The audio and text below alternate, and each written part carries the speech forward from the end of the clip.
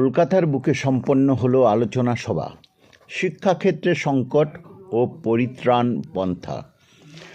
অনিমা মণ্ডল সর্বকল্যাণ ট্রাস্টের ব্যবস্থাপনায় ও রাজ আড্ডার যুগজয়ন্তী উদযাপন অনুষ্ঠানটি সম্পন্ন হলো শিক্ষাক্ষেত্রে সংকট ও পরিত্রাণ পন্থা শীর্ষক আলোচনা সভার মাধ্যমে।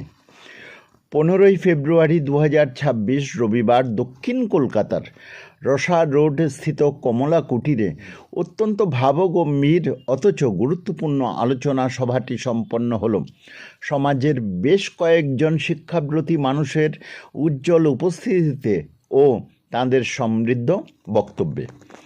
অনুষ্ঠানের আহ্বায়ক তথা সভাপতি জাতীয় শিক্ষক সূর্যাংশু ভট্টাচার্যের সুনিপুণ পরিচালনায় বক্তব্যে অনুষ্ঠানটি সমৃদ্ধ হয়। কথায়, কবিতায়, গানে, সর্বোপরি বিষয়ভিত্তিক আলোচনা অনুষ্ঠানটির গুরুত্ব বহন করে। বক্তব্য রাখেন শিক্ষক ও সাংবাদিক প্রদীপ কুমার সেন, শিক্ষক প্রবীর কুমার দত্ত, ভবেশ জানা, ইলা দাস, শঙ্কর কর্মকার, সন্দীপ মুখার্জি, অনিমেষ ঘোষ, হীরা সরকার প্রমুখ। বিশিষ্ট জনেদের মধ্যে বক্তব্য রাখেন অধ্যাপক মনতোষ দাশগুপ্ত, অধ্যাপক দীপিকা মজুমদার, অধ্যাপক ইমানুল হক প্রমুখ।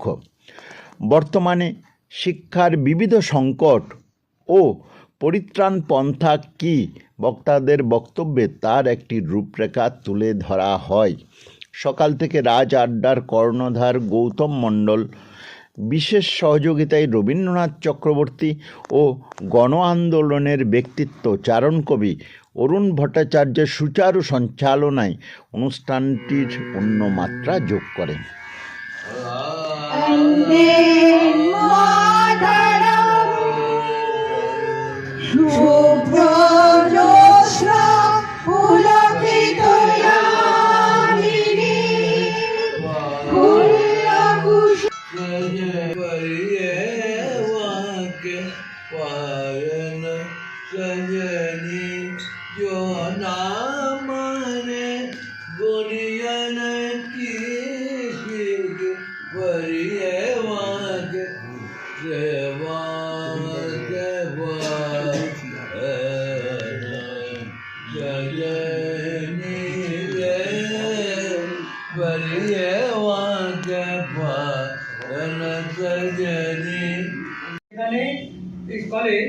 যেখানে বিজ্ঞান শিক্ষার জন্য, কেমিস্ট্রি ফিজিক্সের জন্য মারামারি হতো অনার্স পাওয়ার জন্য, প্রায় সেখানে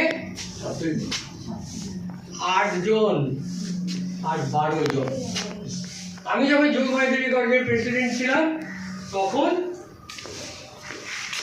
ওখানে পোস্ট গ্রাজুয়েট খুলেছিলাম বটানি। এখন সেখানে পোস্ট গ্রাজুয়েটে 2 জন ছাত্র সেকেন্ড ইয়ারে, ফার্স্ট ইয়ারে 3 জন। সায়েন্স 2-7। সায়েন্সের গবেষণা প্রায় বন্ধ।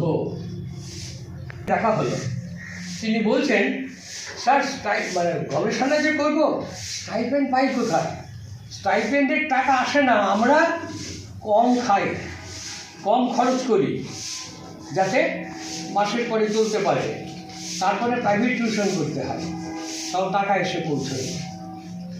আমার নানা রকম, সবটাই আমি খারাপ বলবো না, নানা রকম ভালো ভালো ব্যবস্থা করা হয়েছে 3টে স্তরে: কেন্দ্রীয় স্তর, রাজ্য স্তর আর স্থানীয় স্তর। মাধ্যমিক শিক্ষা, উচ্চ মাধ্যমিক শিক্ষা, তারপর গ্র্যাজুয়েট, পোস্ট গ্র্যাজুয়েট এবং তারও পরবর্তী শিক্ষার ব্যবস্থা করা হলো। তো যেহেতু আমার ইংরেজির সাথে একটু যোগ আছে, বইটা নিয়ে আমি দেখলাম মানে ইংরেজির জায়গায় এত ভুল, এত ভুল, এত ভুল, অকল্পনীয় ভুল। তারপরে আমি চিন্তা করলাম এত ভুল তো হতে পারে না।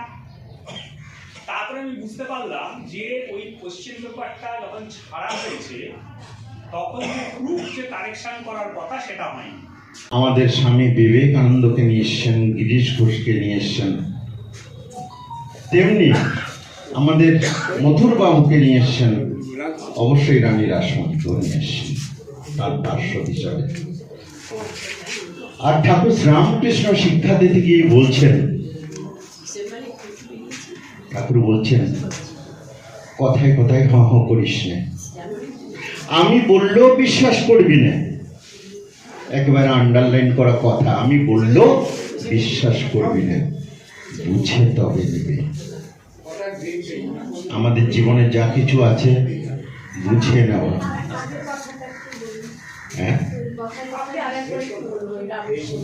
ঠাকুর শ্রীরামকৃষ্ণ বলছেন কথায় কথায় হ হ করিস না, আমি বললেও বিশ্বাস করবি না। একবারে আন্ডারলাইন করে উনি বলছেন আমি বললেও বিশ্বাস করবি না, বুঝে তবে নিবি। আমাদের জীবনে যত কিছু আছে তা হলো কিন্তু এই বুঝে নেওয়া। আর এই বুঝে নেওয়ার নামে সেই কালো শিক্ষা, এই কালো শিক্ষা, সেই শিক্ষাকে কেন্দ্র করে রবীন্দ্রনাথ ঠাকুর যেটা বলছেন, আমি চৈতন্য হোক, এরকম একটি অধিকার বিভিন্ন জায়গায় বলে থাকি। আজকে তার একটি ছোট্ট করে অবতারণা আপনাদের সঙ্গে তুলে ধরব। রবীন্দ্রনাথ ঠাকুর, যিনি সারা বিশ্বের বিশ্বকবি, সারা ভারতের কবিগুরু, সারা বাংলার গুরুদেব, তিনি বলছেন আজকে প্রভাতে রবির কর, কেমনই পশিল প্রাণের পর, কেমনই পশিল গুহার আধারে প্রভাত পাখির গান। এই গুহার আধারে প্রভাত পাখির গান, সেটা কেমনি পৌঁছলো? রবীন্দ্রনাথ তার উত্তর দিয়ে দিচ্ছেন তার সূচি কবিতায়, প্রভাত কি রাত্রির অবসানে, প্রভাত কি রাত্রির অবসানে, যেখানে চিত্ত জেগেছে শুনেছ বাণী, তখনই হয়েছে প্রভাত। আমাদের বহির্জগতের প্রভাত সূর্য উদয় হয়, কিন্তু অন্তর্জগতের প্রভাত সেটা কেমন করে হবে? ওই চিত্তের জাগরণে হবে। এই চিত্তের জাগরণের নামে আমাদের চৈতন্য। তাই ঋষি বঙ্কিমচন্দ্র চট্টোপাধ্যায় কৃষ্ণ চরিত্রে, সমগ্র কৃষ্ণ চরিত্র মন্থন করে বলছেন, হে প্রভু সুন্দর, তুমি তো বিরাট, তুমি তো ব্যাপক, তুমি তো অনন্ত, আমার এই ছোট্ট চন্দন মাখানো তুলসী পত্রটি আমি কোথায় দেব? প্রভু সুন্দর, আমার আকুতি আমার, মিনতি আমার, আমি দিচ্ছি তুমি গ্রহণ করছো, আমি দিচ্ছি তুমি গ্রহণ করছো, এই অনুভবটুকু তুমি আমায় দিও। ঈশ্বরচন্দ্র বিদ্যাসাগর আমাদের জফলা শেখাচ্ছেন। জফলা শেখাতে পরপর 3টি বাক্যের অবতারণা করলেন। যারা বর্ণ পরিচয় পড়েছেন তারা প্রত্যেকে জানেন শব্দ, 3টি শব্দের অবতারণা করেছেন, ঐক্য, বাক্য, মাণিক্য। আমার গুরুদেব শ্রীমৎ শ্রীরাম ব্রহ্মচারীজি বলছেন, তোমরা ঐক্যবদ্ধ হও, ঐক্যবদ্ধ হয়ে এমন বাক্য বলো যা মাণিক্যের ন্যায় ছড়িয়া পড়িবে। জীবনে সেই জায়গাতেই অভাব। ঠাকুর শ্রীরামকৃষ্ণদেবের কথা দিয়ে শেষ করব। 1886 সাল কল্পতরু হয়েছেন ঠাকুর 1 জানুয়ারি। সমস্ত ভক্তরা এসছেন অকাতরে ঠাকুরের কাছে, চাইছেন গাড়ি দাও, বাড়ি দাও, নাড়ি দাও। হ্যাঁ, নাড়ি দেওয়ার কথা বলছি। রাঙাবাবু নাকি স্বয়ং নটি বিনোদিনীকেই চেয়ে নিয়েছিলেন।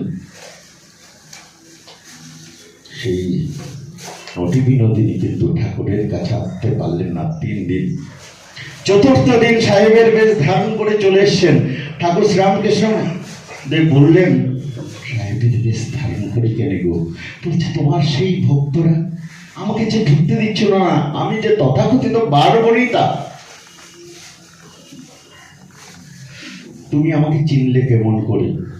বলে, যাওয়ার সময় চৈতন্যকে না চিনলে কি পারা যায়?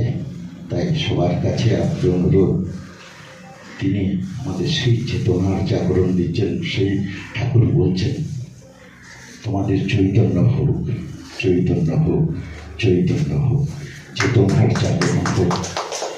ধন্যবাদ আমাকে সহ্য করলেন। আমাদের চৈতন্য হোক, ঠাকুর রামকৃষ্ণ যেমন বলেছেন, আর ঠিক সেইভাবেই আমাদের চৈতন্য হলে পৃথিবী এগোবে, আমরা আমাদের উন্নতি হবে। কাজে আমাদের চৈতন্যটা হওয়া দরকার। এখন তারপরে সে মনে করছে যে কায়িক শ্রমকে ঘৃণা করতে হবে।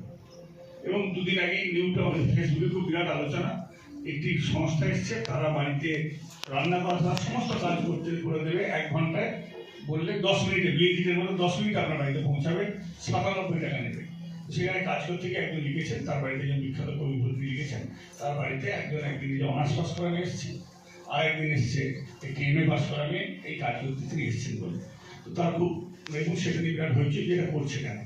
এখন যারা জানেন যে আমাদের একটা বিরাট স্বপ্ন থেকে আজকাল, তো এখন যেটা হয়ে গেছে তা হচ্ছে এই, এবং কিন্তু আমাদের মনে, এবং আমরা দেখছি যে নতুন জাতীয় শিক্ষানীতি এসছে, সেটা নিয়ে কোনো আলোচনাই করেনি। আমরা মাস্টারমশাইরা, আমি অধ্যাপনা করি, মাস্টারমশাইদের মধ্যে নেই জানলে খুশি হতেন। মাস্টার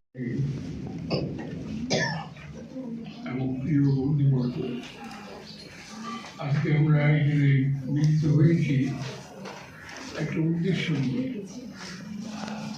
সেই উদ্দেশ্যটা হচ্ছে বর্তমান যে শিক্ষা ব্যবস্থা চলছে, সেই শিক্ষা ব্যবস্থার মধ্যে আমরা এমন কিছু দেখতে পাচ্ছি যাকে ঠিক গ্রহণযোগ্য বলে মনে হচ্ছে না। এটা হচ্ছে একটা দিক। আর অন্যদিকে যে পরিকল্পনাগত যে সমস্যা, যে প্যাটার্নটা হলো, আমি ক্যালকুলেট করে দেখলাম একজন যে পরীক্ষা দেবে এইচএসে তাকে 2500 শব্দ লিখতে হবে, অথচ মাধ্যমিকে তারা 10 নম্বরের জন্য 30 নম্বর রাইটিং স্কিল থাকে, তারা ম্যাক্সিমাম 100-120 বার এটা লিখে এসছে।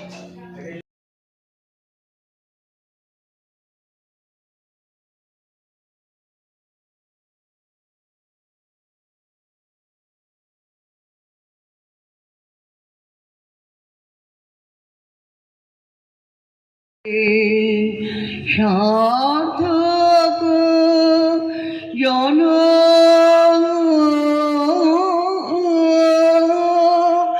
মাগো সাধক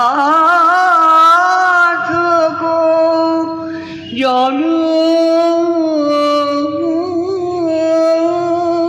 মাগো তোমায় ভালো বেশি